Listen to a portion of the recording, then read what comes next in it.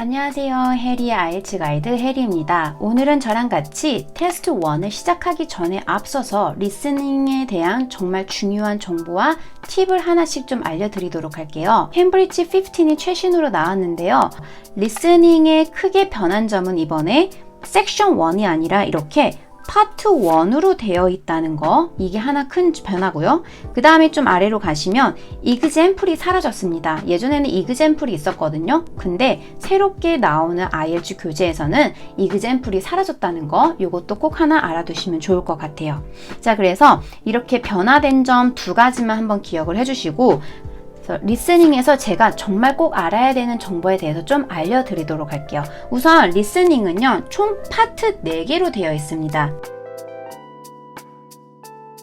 이렇게 4가지가 되어 있고요. 파트 1과 파트 3는요, 다이얼로그 형식으로 나오게 됩니다. 반면에 파트 2와 파트 4는요, 모놀로그 형식으로 답을 적는 게 많이 출제가 되고 있어요. 그래서 이게 가장 큰 차이점이라는 거. 그 다음에 각각 10문제씩, 총 몇 문제냐면요, 40문제로 되어 있습니다. 파트 1에서 파트 4까지 레벨은 보통 어떻게 되어 있냐면요, 제일 어려운 게 아무래도 파트 3와 파트 4가 레벨이 가장 어렵고요. 그 다음에 제일 쉬운 게 파트 1, 2입니다. 그래서 여기서 정말 중요한 게 있는데요. 레벨이 낮을수록 이 파트 1과 파트 2에 더 집중해서 공부를 하셔야 되고요.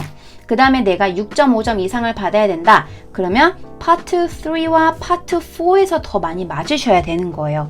오케이? 그래서 이렇게 기본적인 거를 반드시 알아야 되고요. 그래서 자신의 목표 점수에 따라서 좀 맞은 개수의 목표도 달리해야 돼요. 자, 그러면 저랑 같이 목표 점수에 따라서 몇 개를 맞는 게 적당한지에 대해서 또 알려드리도록 할게요. 첫 번째, 5.5부터 한번 시작을 해보도록 할게요. 자, 5.5가 목표다. 그러면 이거는 몇 개를 맞아야 되냐면 18개에서 22개를 맞아야 돼요. 그래서 파트 1에서는 8개 맞는 게 좋고요. 그 다음에 파트 2에서는 한 7개 정도. 파트 3에서는요, 한 2개, 1개 정도만 맞으면 되는 거예요. 그래서 이렇게 레벨이 낮을수록 파트 1, 파트 2에 신경을 써야 되는 게 더 효율적입니다. 자, 그러면 6.0으로 올라가 보도록 할게요. 내 목표 점수가 6.0이다. 그렇게 되면요, 조금만 더, 파트 1은 8개, 파트 2에서 하나만 더 맞으세요. 그리고 파트 3에서는 3개, 하나 더 맞으면 되고요. 그 다음에 파트 4에서는 4개 정도 맞는 걸 연습을 해줘요.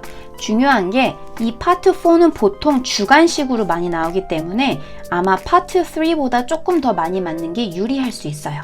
그래서 6.0일 때는 이 맞은 개수의 목표를 꼭 이렇게 잡으시고요. 자, 그러면 이제 6.5점으로 한번 가보도록 할게요. 만약에 자신의 목표 점수가 6.5다. 그러면 적어도 26개는 맞아야 됩니다. 그래서 26개를 맞으려면 파트 1, 2에서는 8개씩 이렇게 맞는 거를 목표로 하시고요. 그 다음에 나머지는 반타작을 하세요. 그죠? 10문제 중에 반타작을 하시게 되면 정확히 26개가 나옵니다. 그래서 이렇게 자신의 목표 점수에 따라서 맞은 개수를 이렇게 정하시고 잘 기억을 하셨다가 계속 연습을 하시는 거예요. 그래서 다시 한번 정리를 하면 5.5는 적어도 18개를 맞아야 되고 6.0은 23개, 6.5는 26개를 맞아야 된다는 거. 그래서 이거를 꼭 명심을 하고, 리스닝에서는요, 리딩처럼 문제 유형이 굉장히 많습니다. 그래서 문제 유형에 따라서 내가 또 잘 풀 수 있는 게 있고, 그 다음에 내가 좀 스킵해야 될 부분이 있는데요. 가장 쉬운 문제 유형은 뭐냐면요, 아무래도 주관식 문제입니다. 파트 1이 있고 파트 4가 있다고 할게요. 그러면 뭐가 더 난이도가 쉬울까요? 당연히 파트 1이 더 쉽고 파트 4가 더 어렵겠죠? 그래도 주관식은 다른 문제 유형보다는 그나마 조금 쉬워요. 그 다음에 어려운 게 뭐냐면 지도라고 보시면 돼요. 맵. 그리고 나서 매칭입니다. 그 다음에 마지막으로 가장 어려운 것은요, 객관식 문제 유형이라고 생각하시면 돼요. 그래서 객관식이 난이도가 가장 어렵고 제일 쉬운 게 주관식이라는 거. 그래서 레벨이 또 낮을수록 어디에 집중을 해야 되는 거죠? 네, 바로 주관식 문제 유형에 더 집중을 하는 게 좋습니다.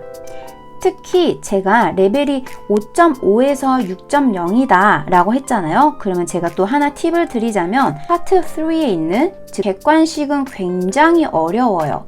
그러니까 객관식 유형이 너무 많이 나왔다. 그러면 다 찍으세요. 그래서 찍으면 적어도 한두 개는 맞거든요.